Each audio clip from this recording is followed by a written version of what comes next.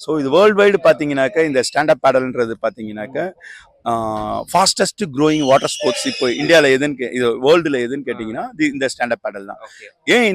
ஏன் அந்த மாதிரி ஃபாஸ்ட்டாக இது வளர்ந்துகிட்டு இருக்கு மற்ற ஸ்போர்ட்ஸை காட்டலாம் அப்படின்னு நீங்கள் அதில் கேட்டிங்கனாக்க அதில் பார்த்தீங்கன்னாக்கா எல்லாருக்கும் வந்து கடல் தண்ணி ஏரி குளம் எல்லாத்துலேயும் தண்ணியில் போய் விளையாடணுன்றது எல்லாருக்கும் ஒரு ஆசை இருக்கும்.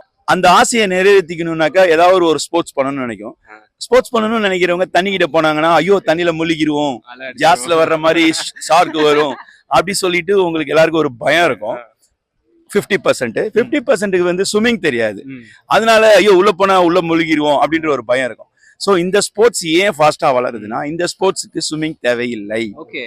அது இல்லாம இதுல வந்து இந்த ஸ்போர்ட்ஸ்ல வந்து உங்களுக்கு ரெஸ்கியூ உண்ட ஆப்ஜெக்ட்ஸ் வந்து 2 இருக்கு. ஒன்னு வந்து லைஃப் ஜாக்கெட் போட்டுட்டு தான் இந்த ஸ்போர்ட்ஸ் பண்ணுவீங்க. ரெண்டாவது இதுல ஒரு லீஷ்னு ஒரு உபகரணம் இருக்கு.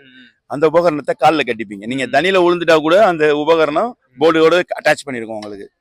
ஸோ நீங்க வந்து ஈஸியா ஏறி மேல திருப்பி வந்துடலாம். ஸோ அதனால வேர்ல்டு வைடு பார்த்தீங்கன்னா இந்த ஸ்போர்ட்ஸ் ரொம்ப வளருது. ஏன்னா உலகத்துல இருக்க நாட்டில் வந்து எல்லா நாட்டிலையும் கடல் கிடையாது, ஏரி குளம் அந்த மாதிரி இருக்கும். ஸோ அந்த இடத்துல எல்லாம் அவங்க வாட்டர் ஸ்போர்ட்ஸ் பண்ணணும்னு நினைச்சு இந்த ஸ்போர்ட்ஸை வளர்க்குறாங்க.